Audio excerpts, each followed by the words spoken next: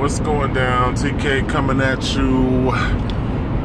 And today, you know what? I just want to talk about some facts because a lot of people tend to present a rosy picture that has nothing to do with reality. You know, they talk about their program, they hype up the emotional triggers that go with psychological reasons to get you to buy, but it has nothing to do with reality. So I see one major problem in today's society is that most people are followers in mentality.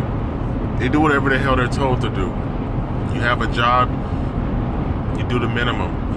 You have a life, you do the minimum. So very few people see paper money as anything, or I should put it like this. Everybody sees paper money as valuable when it isn't. If you have paper money from whatever government that you live underneath, then your money is only valuable as long as that government keeps its promise. That's why some people say IOU note, some people say promissory note, because it's a promise from the government to pay you the same way a check is a promise from you to pay somebody else.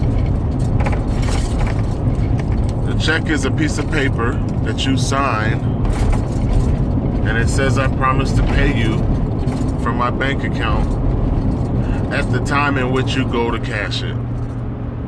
Or the piece of paper that the government gives you is the same thing as the check piece of paper that you give somebody else. But see, the problem is nobody understands that. Is the check more valuable than the paper note from the government? They're one and the same. So true value and hard assets is what people can't understand. If you own gold currency, then you have the value of the gold in the currency. And how the government was able to convince everybody that gold has no value makes no sense. Because in the beginning, gold was the value behind the paper. The paper was only a receipt for the gold that you had on deposit in the bank. Same way your cleaner's piece of paper is nothing but a receipt for the clothes that you put in the cleaners. Is the claim note from the cleaners valuable? Do you walk around and praise the claim note? Look, I got a cleaner's note. No, you don't. So how people have lost the fact or the understanding that the cleaner's note is not the value, it's the clothes. The government promissory note is not the value. So if you was to save in gold, and you was to commit to save in gold every single month or every single week, you could change your life, let's say over the next 5 years.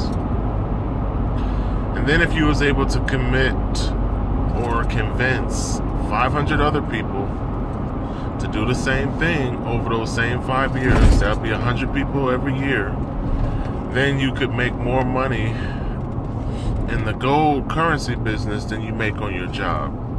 But the fact is, most people are not capable of recruiting 100 people a year to save in gold. So you'll probably never make a dime as a business in the gold currency. But at least if you commit to saving for yourself, you have the value of the gold that you saved.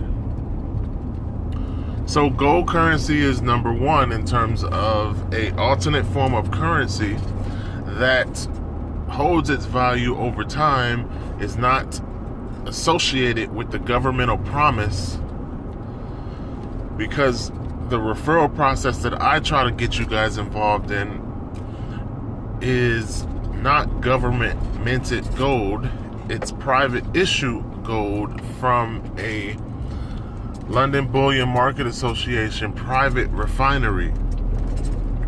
So if you go to a government mint, the ruling in any precious metal is the person who minted owns it.